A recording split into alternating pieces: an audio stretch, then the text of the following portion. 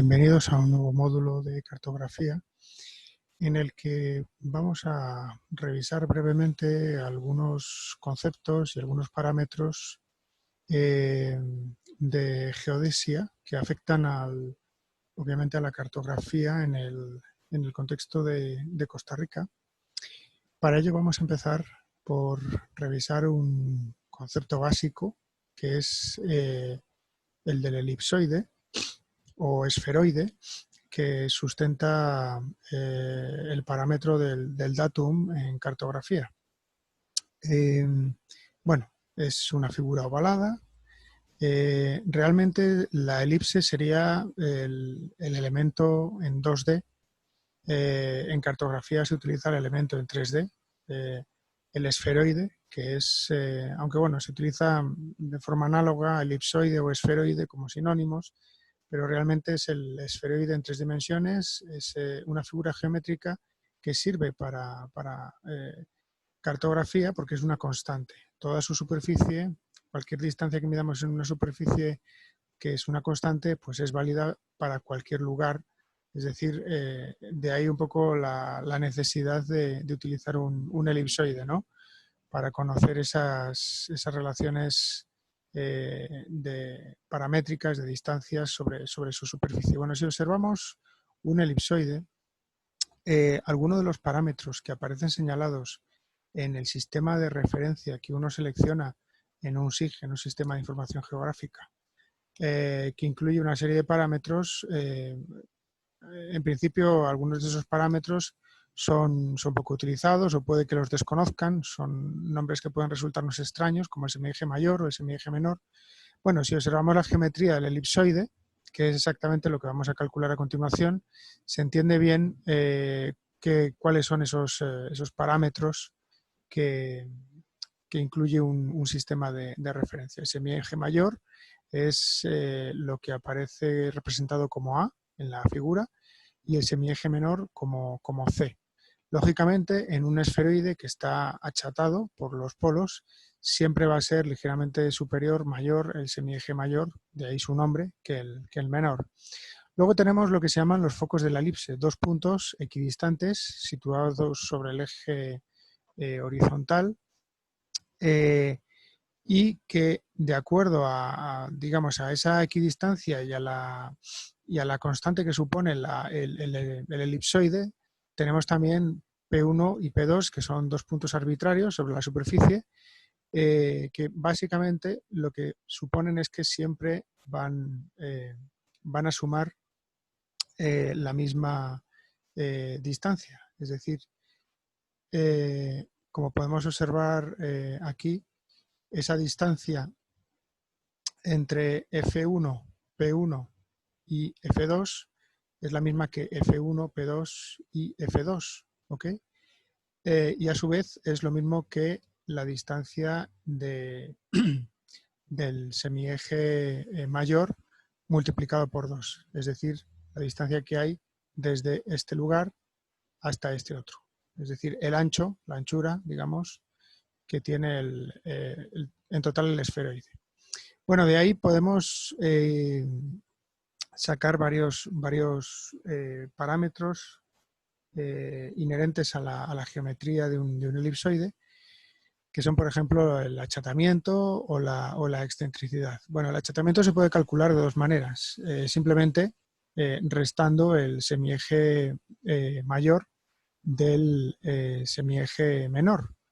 Esa es una forma de calcular lo que se denomina achatamiento, que es un parámetro que aparece muchas veces en las especificaciones o en las características, en los parámetros de un sistema de referencia, ¿no? También, si dividimos C', que es esta semidistancia focal, entre A', obtenemos lo que se denomina excentricidad. ¿Cuál va a ser la excentricidad de un elipsoide? Bueno, pues normalmente va a estar entre 0 y 1. ¿Ok? Entre más próximo sea a 0, más esférico es ese esferoide, más cercano a la circunferencia, y entre más cercano a 1, pues más excéntrico o más achatado es. Normalmente los valores de los esferoides se sitúan entre 0,9 y 0,99 aproximadamente. pero bueno, hay muchos esferoides diferentes y por tanto cada uno tiene su propia excentricidad. Bueno, hay fórmulas para calcular la excentricidad a partir de la información básica que hay que disponer siempre, que es la longitud del semieje mayor y del semieje menor. Entonces, a partir de ahora hablaremos de A y de C. Para calcular lo que se denomina la primera excentricidad en geodesia, normalmente lo que se hace es bueno, pues la raíz cuadrada de A cuadrado menos C cuadrado entre A cuadrado. Es decir, si observamos la gráfica anterior, sería básicamente el semieje mayor al cuadrado menos el semieje menor, todo eso encerrado en una raíz cuadrada, dividido entre el semieje mayor. La segunda excentricidad, que es el otro parámetro que se suele calcular en geodesia, sería exactamente igual, pero dividiendo por el semieje menor.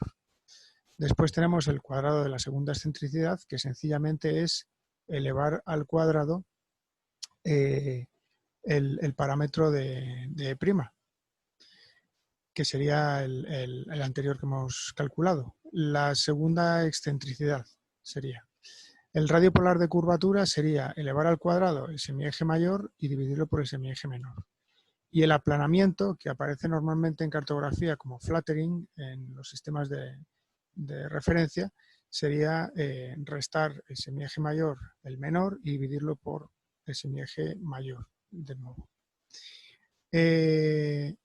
Bueno, tenemos aquí un elipsoide con un semieje mayor y un semieje menor conocidos. Cada elipsoide, lógicamente, que se utilice, pues tiene unos rasgos propios en cuanto a las dimensiones o la longitud de su semieje mayor y su semieje menor. Entonces, aplicando las ecuaciones anteriores, tenemos estos resultados que están viendo, que serían, con esto obtendríamos ya lo que es la geometría de un elipsoide.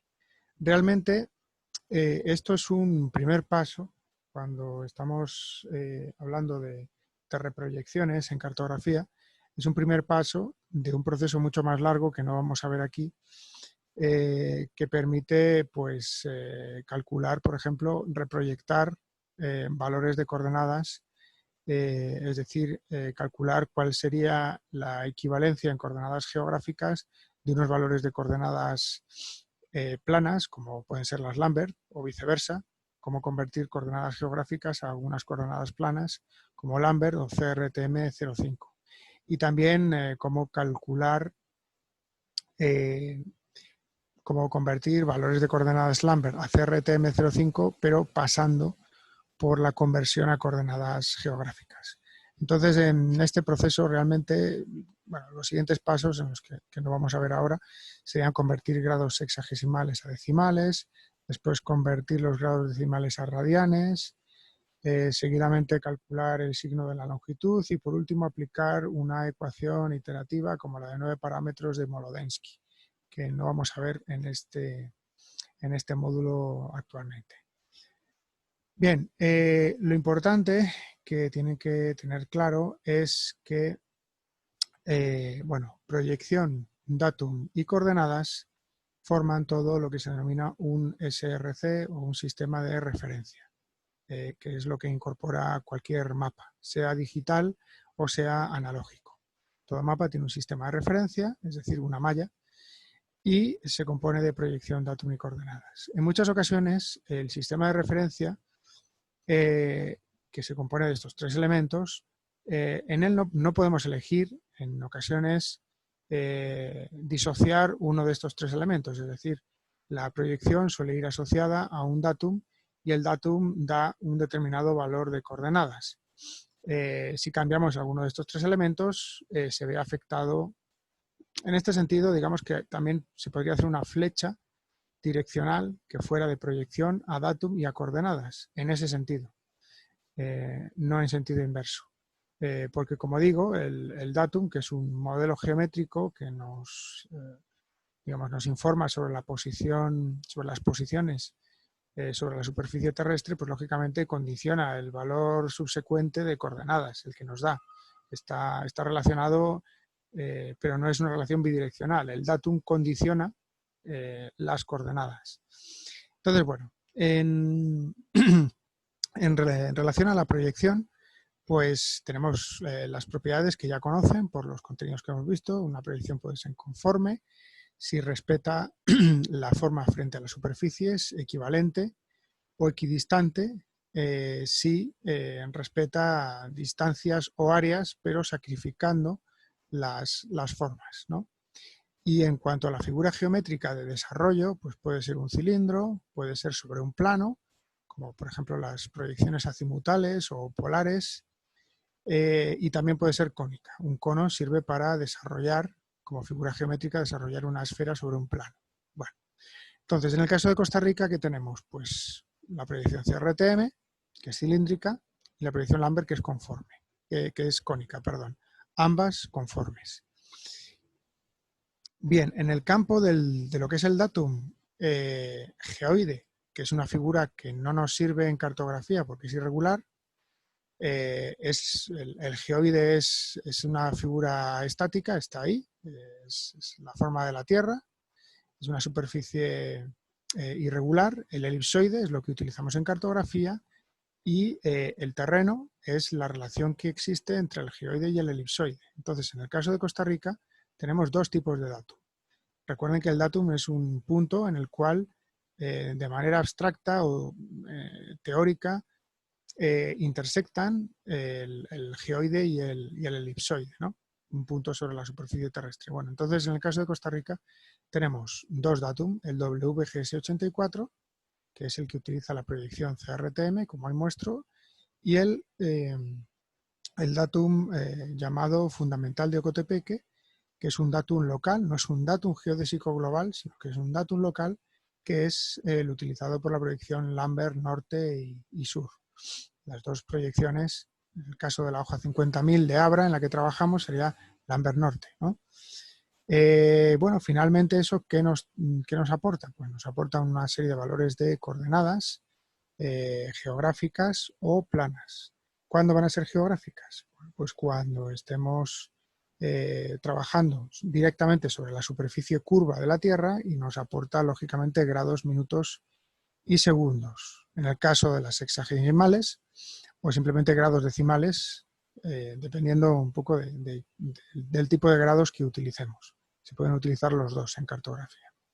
Y finalmente, si estoy utilizando ya directamente una proyección como la WGS84, ahí podríamos trazar otra línea naranja que relacionase el datum y el sistema CRTM05 con el tipo de coordenadas que se asocia a esta proyección, que son metros, tanto en el caso Lambert como CRTM, porque son ya una proyección. En cambio, si estoy con coordenadas en grados, minutos y segundos, por ejemplo, no estoy utilizando, digamos que una proyección, estoy calculando posiciones sobre la superficie curva de la Tierra. ¿Ok? Bien, como el cálculo de coordenadas, básicamente un SIG automatiza ese proceso, es decir, un SIG puede reproyectar las capas directamente. Es un cálculo considerablemente complejo porque lo hace para todos los nodos de la geometría de un shapefile. Pero si eventualmente nosotros tenemos datos capturados puntuales, pues tenemos la posibilidad de utilizar esta calculadora geodésica que les voy a compartir a través de mediación virtual para, digamos que, calcular o reproyectar, saber los valores que nos pueden dar en un sistema, cuál sería su valor en otro. Entonces, supongamos, por ejemplo, que nos dan los valores de coordenadas Lambert norte del centro del parque de Vargas Araya en Lambert norte. Bueno, pues esos datos serían, en el caso de la coordenada norte, serían 213.480. Y en longitud, es decir, el valor este sería 531.000 960. Bien, bueno, estos dos valores calculados a partir de del mapa topográfico en coordenadas 213.480 y 531.960 son coordenadas planas métricas. ¿Cómo se utiliza esta calculadora geodésica? Pues sencillamente le digo que me tire, digamos, es el único camino que puedo recorrer, la conversión a coordenadas geográficas en grados decimales. Después, si quisiera, podría convertirlo a grados sexagesimales.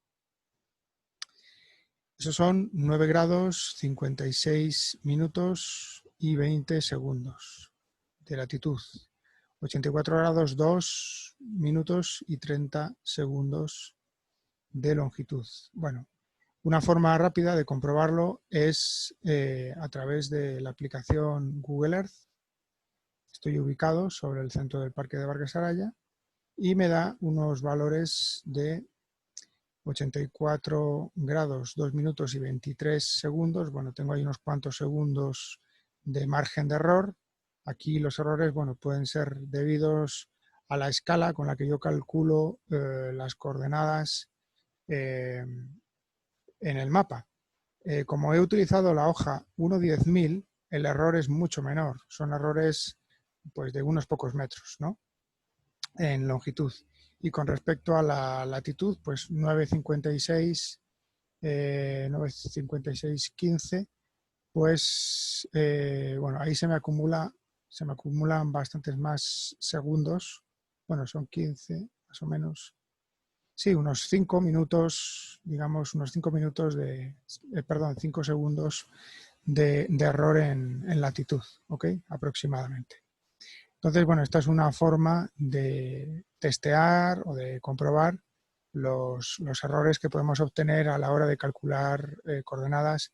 Insisto en que el error sobre la hoja 50.000 debido a la escala va a ser siempre muy superior al error acumulado que se nos genera, en este caso, con la hoja Moravia, que es escala 1/10.000. Y, bueno, a partir de aquí también podría obtener los valores de coordenadas, por ejemplo, pasando de un lado a otro,